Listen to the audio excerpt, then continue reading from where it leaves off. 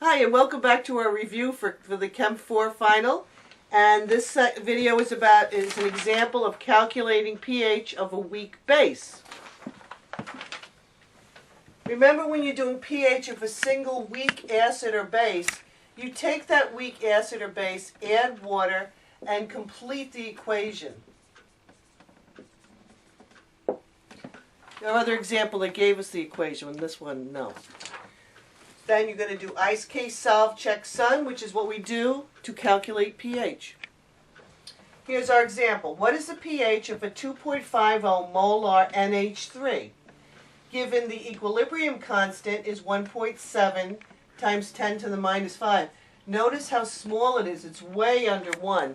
That's because it's a very weak acid, so most of the compound in the solution is the reactant. First question, always, for pH. Is the compound given an acid, base, or a salt? Let's look at NH3. You have to remember that they're usually going to give you CH3COOH as the weak acid. They're usually going to give you NH3, ammonia, as the weak base. So it's a base, and we know it's weak. We know it's a weak base because it's not in Lix-Kaba. Okay. So, pH, weak, ice, case, solve, check, sun. First thing we need, balanced equation. Uh-oh, they didn't give us one, so let's write one. NH3, it's a weak, so we're going to add water to it and see what it does. But we have to complete the equation this time. Remember, acids give protons, or hydrogens, two bases. So, the water in this case is going to be the acid, since the ammonia is the base. When NH3 gains a hydrogen, which has a positive charge, we get NH4, and when that H leaves water, we're left with OH negative. Water is always, in this course, going to be liquid, and liquids and solids have no place in an equilibrium chart or in K.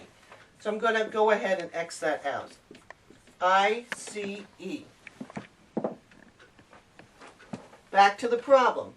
We're given the initial concentration of NH3 as 2.50 molar. And remember I said, unless the problem tells you there's a value for the products, these values for initial concentration of products are 0. We're going to subtract from the reactant to make our products. Remember, you're going to subtract. There's no coefficient here. We know it's 1, so it's 1x.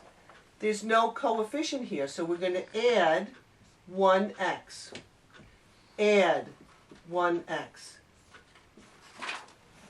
So our equilibrium values are going to come out to 2.50 minus x.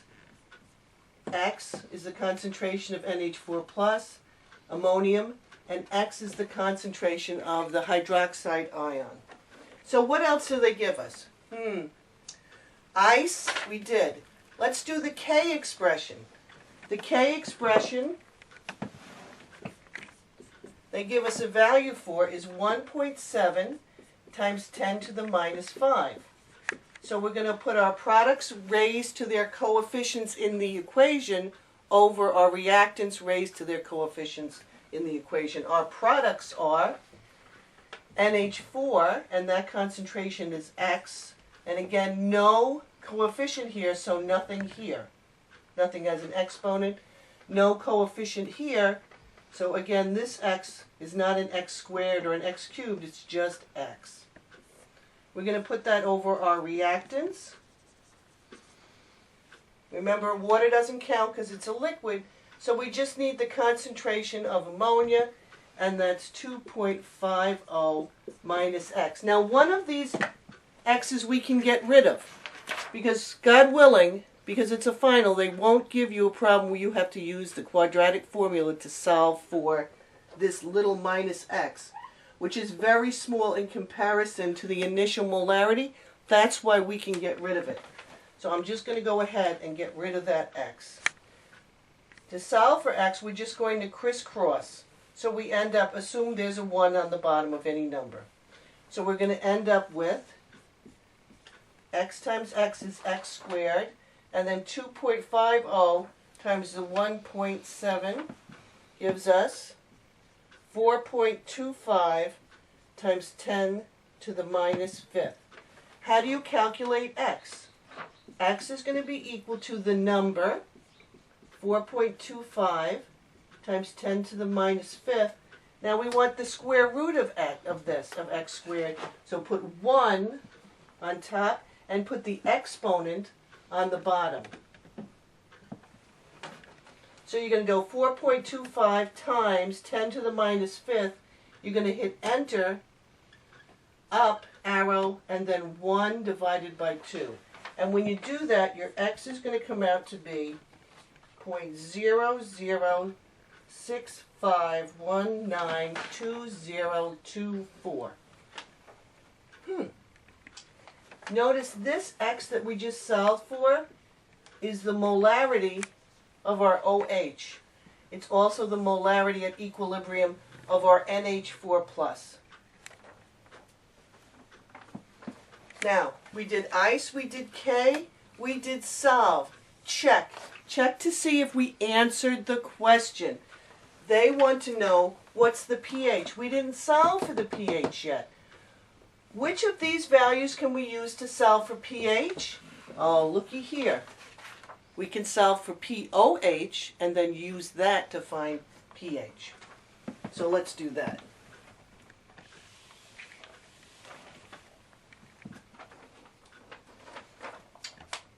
So first we need the concentration of OH, which we got from the chart. That's this number. We already have that. So we can jump right into our pOH, which is minus log of that number. Remember, that's the tiny little negative at the bottom of the calculator. That's not a subtract sign. It's not a minus. Minus log of this long thing, 0.065192024. When you plug that into the calculator, you get a pOH of 2.185805535. Good thing you don't have to do that on a slide rule. Let's go back and check again. Is this our answer? No. They asked for the pH. We have pOH. So here's this was a memorized formula. Here's our other memorized formula. pH equals 14 minus pOH. So 14 minus 2.185805535. So our pH ends up equaling 11.814194447. Well, that's a lot of numbers, and if you write that on a test, you're going to lose points.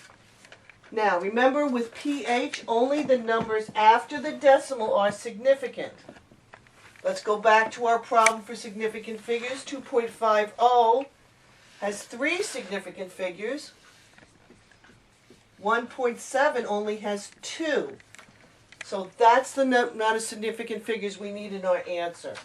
2. Our answer then is pH equals 11.81.